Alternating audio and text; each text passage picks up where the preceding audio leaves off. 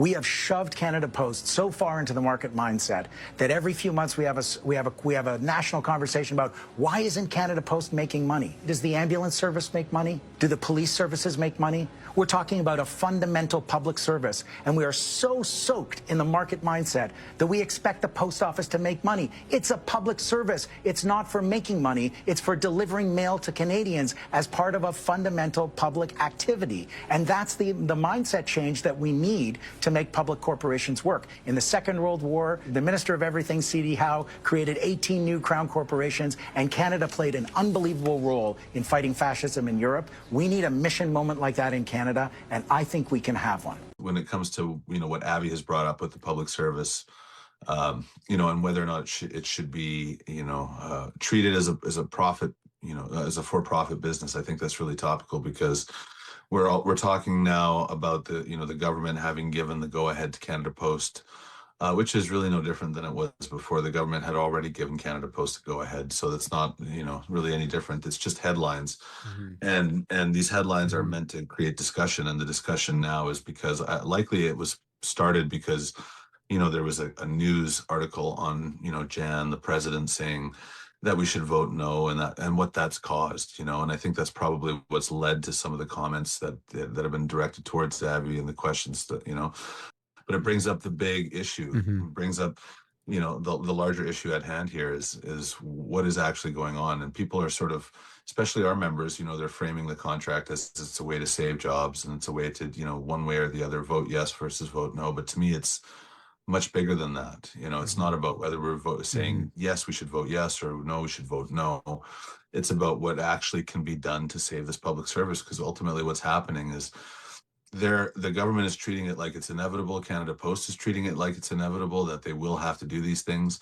And it's convincing our members and the public that this is a foregone conclusion. But I firmly do not believe that. I firmly, believe that there's so much that should be done, even beyond just voting yes or no on the contract.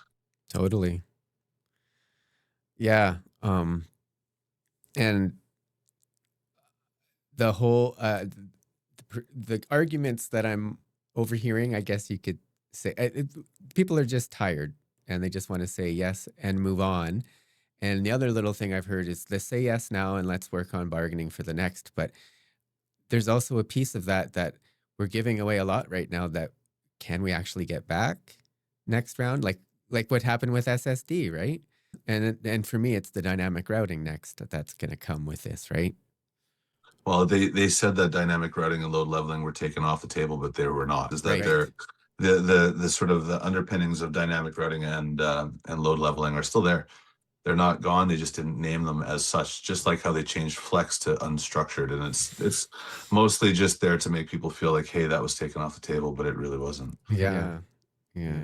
There are big changes. Yeah. The arguments people are making are we're tired. And you know what? Yeah, absolutely. So am I. Everybody, every single you'd be silly not to say that you're tired of the way things have gone, because it's not that we don't have leverage. It's not that we didn't have leverage. It's that we haven't taken advantage of that leverage. Partially why I'm really happy to hear somebody, like Abby Lewis, speaking to the idea of a public service and getting it out there, because that's what we were not taking advantage of, during this time. So it's not that we don't or didn't have leverage. It's that we didn't utilize the leverage that we did and do have.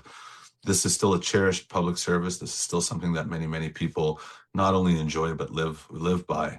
And, whether it's you're a worker, earning a living, or whether it's that you're a member of a small community, or any part of a community that receives the public service, and what it does to help, embolden your life, or, to allow people to stay in their homes longer, or whatever it is that the public service provides for them.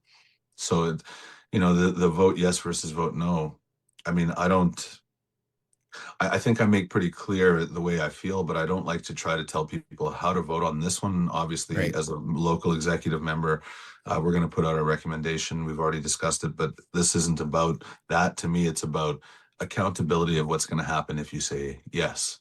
Right. And people need to understand that, I think, before they make a decision. I fully understand being tired of this. Absolutely. Have we been bled dry and probably led in the wrong direction with respect to the way this has all gone, and put us in a real compromised position? Absolutely.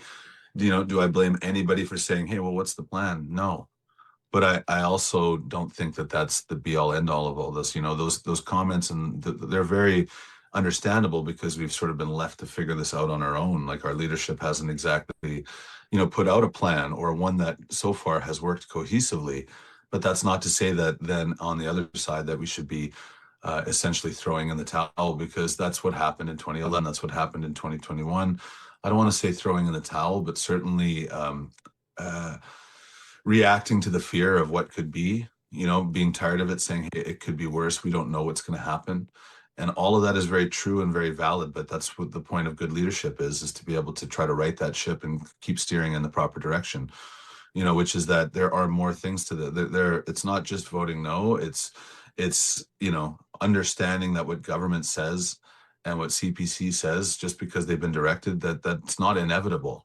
The only reason they can get away with that stuff is because people, you know, in general, and not you know, certain people individually, but certainly in general, people are more complacent and apathetic towards the situation, largely because of the lack of direction and all the rest of the things that have happened up until now.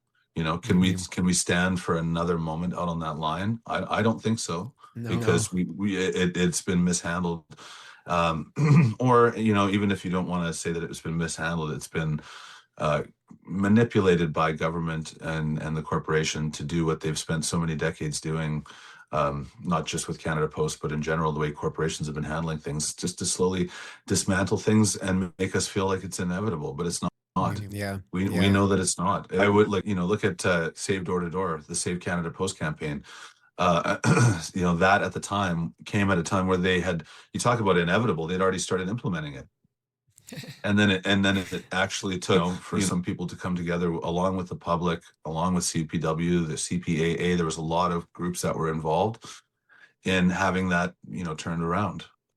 CPAA was more involved with delivering community power, but, you know, this was a large public campaign. This was something that you know, the community said, this isn't going to happen. If you remember, there was a mayor that was jackhammering the pad in Montreal that they were going to put a CMB, saying it's never going to happen. Right. Yeah, I remember that. Yeah. So for people to say it's inevitable just because government said so, we've seen government trample rights all throughout history, and it just, the reason they can get away with it is if people say what they're saying now, which is it's inevitable. But if we wait 5 more years, what we're going to have done is we're going to have looked back on this and say, well, we pushed through some sweeping changes that we don't like, just like SSD, just like postal transformation. So we can't look back on it after the fact and say, oh, why is this here? Well, we all said, hey, now's not the time to fight. And ultimately speaking, and I shouldn't say we all did, because it wasn't a majority of people, or it didn't mean that it was all people. It just meant that that's the way that the vote went. Yeah. If we do that again, we're going to say the same thing again. And that's the most unfortunate part about all this, is we know from history how this works. We know what a yes will bring. It doesn't mean that we'll be stronger in 5 years. It's the exact opposite, because the ultimate goal needs to be organization of our members. The ultimate goal, there's so much more work that needs to be done aside from yes or no on this to say that we can have any strength. And it sounds almost defeatist, like, hey, well, we're not there, so therefore I'm saying that, well, we should just give in. Well, no, we should have integrity, in my opinion. And like, I don't want to be complicit in the demise of the post office myself, but that's far different from me telling people to vote no, or to say, you know, vote differently based on their own circumstances. But it's going to be that if you vote yes, you should know what you're accountable to voting for.